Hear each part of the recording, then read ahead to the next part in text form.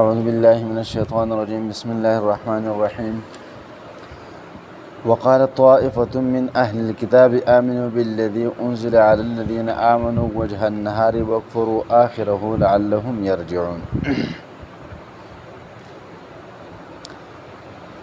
بیگانی آیات کریمو کې د اهل کتاب په باره کې ذکر شوی چې ود طائفة من أهل الكتاب لو يضلونكم، او غواړي یو ډله په اهل کتابو کې چې گمراه کی تاسو لره. وس هغو په څه طریقه باندې مسلمانان د گمراه کولو کوشش کاوه، د هغې ذکر په دې ننني آیات کریمو کې ده.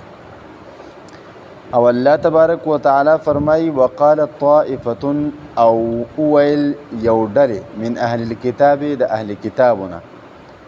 آمنو چې ایمان راوړی بالذي په هغه څه باندې انزل چې نازل شوي دي علی الذین آمنو په هغو کسانو باندې چې ایمان راوړی، یعنی په مسلمانانو باندې. وجه النهار په اول د ورځ کې، وکفروا آخره لعلهم یرجعون، او انکار وکړی په آخر د ورځ کې شاید چې دیو راوګرځي. دیو یو څو پړه لیکا اهل کتابونه مقرر کړل چې مسلمانانو یو جماعت ته لاړ شي او د سحر په وخت او د هغو په هغه محفل کې دا تاسو وایي چې مونږ هم مسلمانان او بیا د هغو سره دا ورځ تیره کوي، او بیا چې کله ورځ ختمیږي نو بیا تاسو دا بانه وکئ چې یاره دا کم اسلام چې تاسو وایي نو په دې کې مونږ څه سچایي او حقیقت بیانمون، په دې وجه باندې مونږ چې کوم دی نو د دې نه واپس اوړو، زمونږ هغه خپل مذهب چې کوم یهودیت دی هغه زمونږ خوښ. نو چونکې دیو پړه لیکه کسانو، نو د دیو غرض دا و چې په دې کې به د مسلمانانو چې هلکه دا خو اهل کتاب دی، پړه لیکه خلق دی،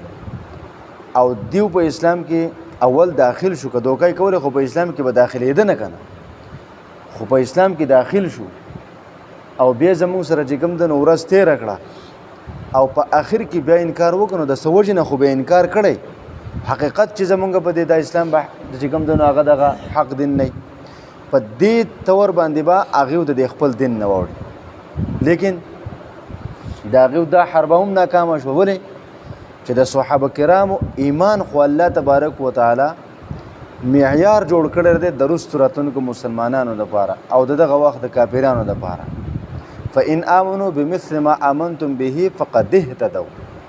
که چېرې دوی داسې ایمان راوړل لکه څنګه چې تاسو ایمان راوړل دوی په هدایت باندې، نو چې د یو کس دغه چې کوم دی نو هغه ایمان الله تبارک وتعالی د راتلونکو خلکو دپاره معیار جوړ کړي، نو هغې د یهودیانو په دې وړو خبرو باندې چې کوم دی نو هغه چېرته دین نه وړي، خو هغه خپل کوشش کاوه چې په یو څه طریقه باندې د مسلمانان د دې دین نه واوړي. لیکن الله تبارک وتعالی هغه صحابه کرامو له چې کوم ایمان ورکړی، په ایمان درته وایم چې دا حدیثو دا کوم غټ کتابونه دي، بخاري شریف، ترمذي شریف، مسلم شریف وغیره، چې دا دې ته چې کله کښېنې که نه او دا وی نو د صحابه کرامو دا ژوند د نبي علیه صلات وسلام سره وګوره چې څنګه د هغو دا ژوند تېر شوی، په هغو باندې کوم حالات راغلي، هغو کوم مشقتونه دغه کړلي، هغو څنګه ژوند تېر کړی، حیران دریان به پاتې شي، حیران دریان. اوس چې کوم دی نو داسې خلک پکې راوتی دی چې هغې د سهار مونځ به نه یې کړی، او چې ګورې وروره د صحابه کرامو په اختلاف پورې نښتې به یو، د صحابه کرامو په دغه کې چې کوم دی نو هغه نښتې یو، د هغو په کمزوریانې به لټوي او دا چلی لکه د خدای مسلمانه ته خو اول خپل ځان ته وګوره، اول خپل ایمان ته وګوره چې نن دې د سهار مونځ نه دی کړی او چې کوم دی نو اوس راپاڅېدلی او د صحابه کرامو په ایمان کې ګوتې وهي، په دې وجه باندې چې کوم دی نو لکه هغه سړی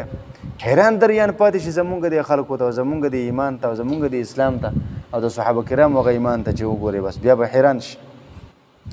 نو الله پاک فرمای ولا تؤمنوا او دیو د او دیو سره چې کوم دنو دا د تلو په وخت کې ور سره دا خبره وکړه د نور يهوديانو پاخې کړل په دې خبره باندې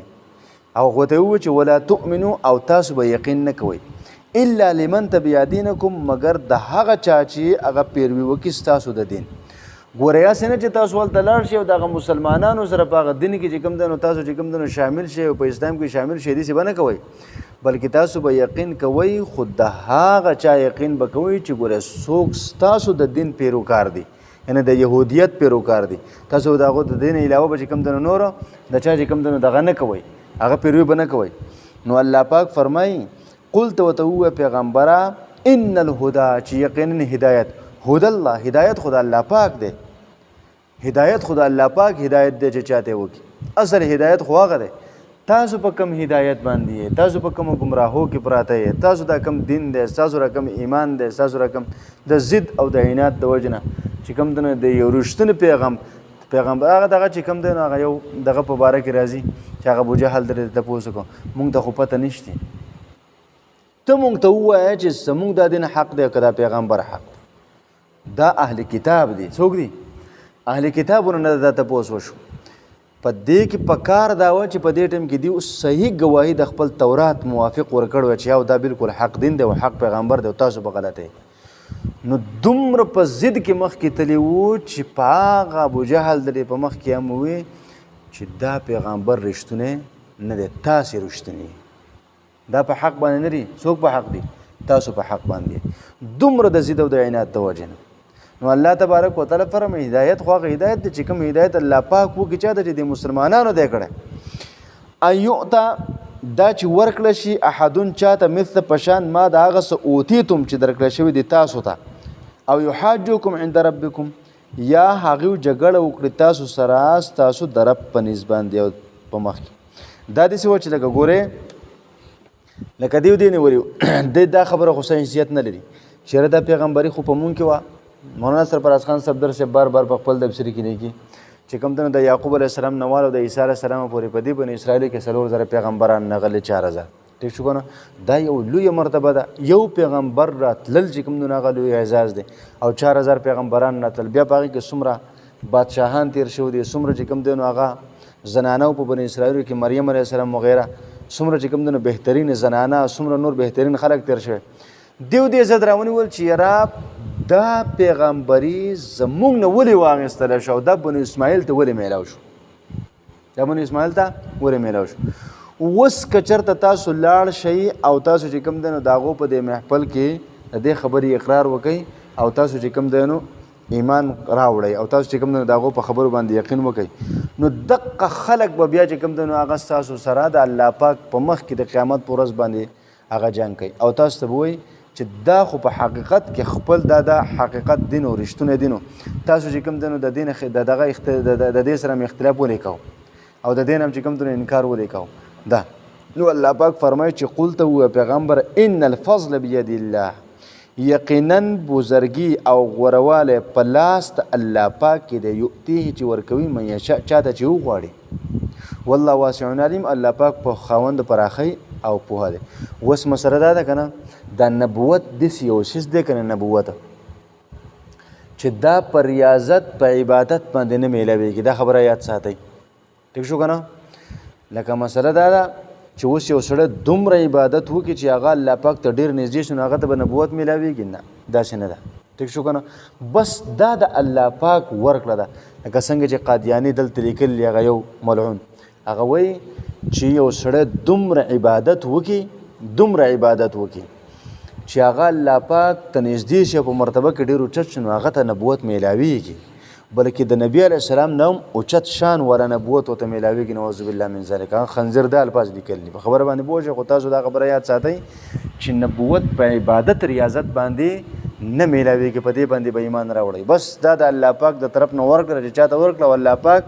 دقه اخرنی پیغمبر حضرت محمد مصطفی صلی الله علیه وسلم ته ورکړی نه د نبوت د نبی علیه السلام نه په دې خوا باندې چې څومره د نبوت دعوې کوونکي راځي نو هغه به کذابي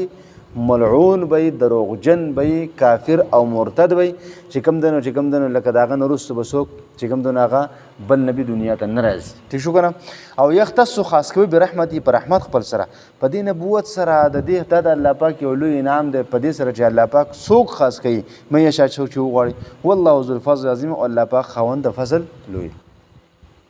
وقال طائفة او ویل یو ډلې من الکتاب د کتاب امنو چې ایمان وروړه بالذي په هغه څه باندې انزل چې نازل کړی شوی دی علی الذین په هغو کسانو باندې امنو چې ایمان وروړه د وجه نارې په ورځ د اول کې وکفروا انکار وکړي اخر او په اخر د ورځ کې لعلهم یرجعون د پر دې چې تاسو چې هغه راوګرځي ولا تؤمنوا تاسو یقین مکوئ الا لمن مگر په هغه د هغه چا چې طبیعت پیرو کې دینکم سوز دین قلت پیغمبر ان الفضل ان الهدى چې کنه هدایت هدى الله هدایت د الله پاک دی ان یوتا دا چې ورکړل شي احدن چاته مثل پشان ما د هغه اوتیتم د هغه څه چې ورکړل شوی دي تاسو ته او حاجکم یا غو جګړه وکړي تاسو سره عند ربکم سوز در په نسبت باندې قلت پیغمبر ان الفضل